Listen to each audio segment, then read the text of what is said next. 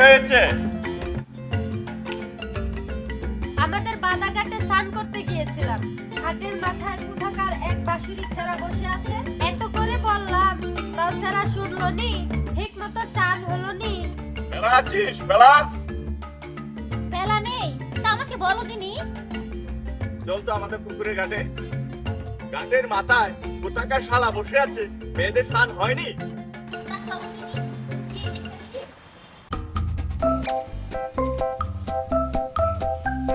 এই শালা, এখানে বসে আছিস? মেয়েরা গোসল করতে পারে না? এই তো বাড়ি কোথায়? ওই আমাকে শালা বলো না, আমি ভদ্রলোকের ছেলে। তাহলে তোকে কি বলবো দুলা ভাই? গাড়িটা কি গা? গাড়ির নাম কি? এই, গায়ের নাম শুনে তোর কি নাম? অনেক দূর থেকে হেঁটে এসেছি, তার ছায়ায় একটু ক্লান্ত হয়ে বসেছি। ছায়া বসেছে মানে? ঘাটে নেমে মেয়েরা চান করবে না? তা জল ছলবে সরুক না, আমি কি তাদের বাধা দিয়েছি?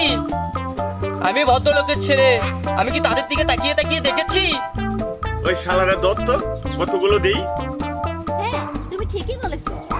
শালাকে যদি না দেই তাহলে আমার নাম কলকাই না, তাহলে সারাক্ষণ দিতে ইচ্ছা করছে। শোনো, এই শালাকে মেরে কাজ নাই। গায়ে মরলের কাছে চলো, মরলে দেখবে কি করা যায়। তা বেশ, আমাকে মোড়লের কাছে নিয়ে চলো।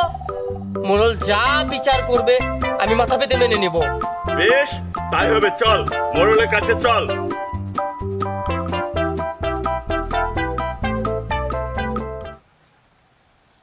মরল মশাই নমস্কার।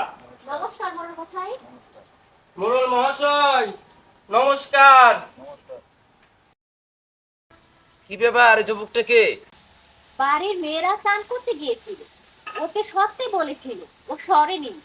ও এমনই বদের বদ, এই জন্য ওকে আপনার কাছে নিয়ে এসেছি। এ ছেকড়া, তোর বাড়ি কোথায়? আমার বাড়ি ফুলপুরের কাছে, নাম হারাধন মোল্লা। কাঠের মাথায় বসে কি করছিলি? আমি ভীমগড় যাব বলে সেই সকালে বাড়ি থেকে বেরিয়েছি। দুপুরে খাওয়া দাওয়া হয়নি, নিকটে কোনো গাছপালা কিছুই ছিল না, থাকলে সেখানেই চলে যেতাম।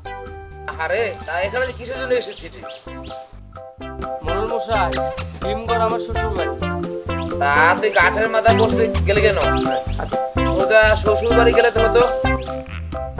শিশু বয়সে আমার বিয়ে হয়েছিল, তারপর আমি আর এই গ্রামে আসিনি। আজ আসলাম অনেকদিন পর। তোর শ্বশুরের নাম কি? নিবারণ চন্দ্র মণ্ডল। তোর বউর নাম কি রে? কমলা মণ্ডল। ও আচ্ছা, তোমরা কাকে এনেছো? এতে তোমাদের ভগ্নিপতি। মরল মশাই, আমার বোন কমলার তো বিয়ে হয়নি। আচ্ছা, আমি একটু পর কি করে দেখি। আচ্ছা, তোমার শালীর নাম জানো? আমার শালক দুইটা, খেলা আর খেলা। আচ্ছা, কোথায় বিয়ে হয়েছে তা জানো?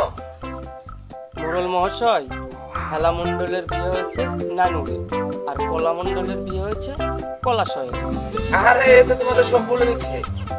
আচ্ছা হারাধন, তুমি কি আসলে সবাইকে চিনো? তা যাও, কমলাকে সাজায় নিয়ে এসো। সবার সামনে আরেকবার মালা পরিয়ে দিই। সন্ধ্যায় খাবার আয়োজন করো।